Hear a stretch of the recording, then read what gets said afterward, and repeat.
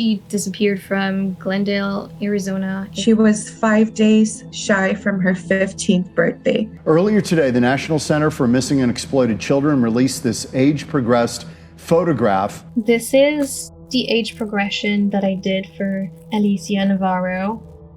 As a forensic artist, I create age progressions for children that have been missing for decades. I do see myself as part scientist, part artist, but mostly artist. So my work has helped with recoveries of 6 missing children.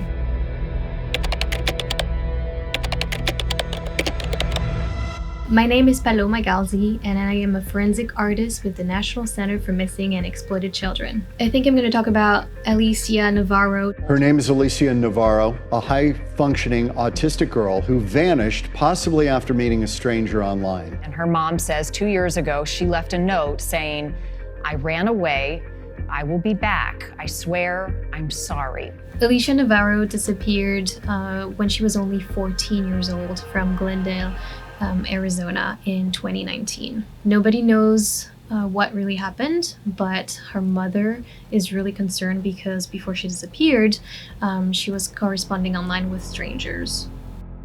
I was searching and trying to find clues, like what happened, did she take anything? She didn't take her clothes. She took like 3 sweaters were missing. She is on this image age progressed to 17 years old. So I had a lot of pictures to go on with her mom being very present on social media. I had like access to a lot of pictures of her and her mom. I have faith that I will find my daughter wherever she is. I will never stop looking for her. So you can see I add, different facial features with a little bit of aging in it. If we do age progressions on toddlers or children, some things that are changing are going to be the length of the face, for example, is going to change. So everything from, the nose down is going to drop a little bit. So it's going to be like an elongated face. Once that has set in puberty, the face, length and shape usually don't change. The eyebrows as well, they're mostly going to stay similar and then just going to droop a little bit to the corner because of gravity, but that's pretty much it.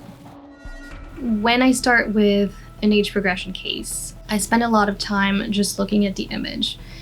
We try to gather a lot of reference pictures from family members, if available, because that will help us to see how the family members grew old, and we can apply some of that to our case. If I age a child from 5 years old to 8 years old, there are going to be some changes, but the main changes that we look for are for aging or puberty. Age progressions usually take about a day to a day and a half to create, depending on the quality of the image, if we have reference pictures, etc. However, facial reconstruction, if we do a 3D one on the software, that's going to take about 3 days to do. Our case managers are in contact with either law enforcement or their families, so those images are going to go through either one of them for final approval. And if this is approved, we are going to be able to post it on our website, missingkids.org. So my username on TikTok is Galzi Forensics, and I think I have about 196K followers. Some of my videos had gotten millions of views. It's also, a great way to put our images out there for people to see and try to get some leads out of that. For facial reconstructions, we create those based off human remains of children that have not been identified. It's kind of a last resort situation to help with the investigation to see if somebody would recognize them. So this is when the skull has been scanned. We get the CT scan file and we are able to put it under our 3D software. We're missing some bits and pieces, of course. It's not perfect, but we have enough information for us to be able to recreate all of this. For this case, I had access to skull pictures and not a scan. We keep all our images for facial reconstructions in black and white because there are three things that we cannot determine, and they are hair color, skin color, and eyes color.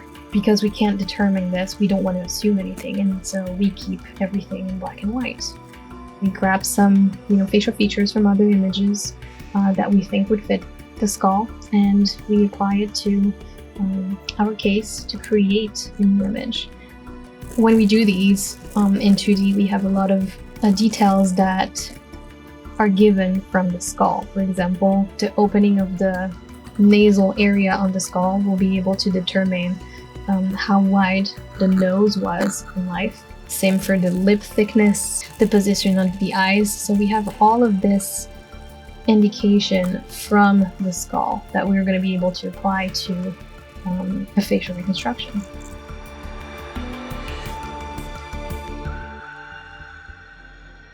The way I was trained in my master's in forensic imaging is that we had a lot of anatomy classes. We also had dissection classes, aging process classes, and live drawing classes and all this. So it helps me in my drawings to create, an age progression that is going to be accurate. When we recover children, we sometimes are able to get the pictures of, what they look like now, and we can compare that to our age progressions. And sometimes we're really spot on, and it's wonderful to see. That's always very heartwarming to know that, your work helped those children to be back home and safe.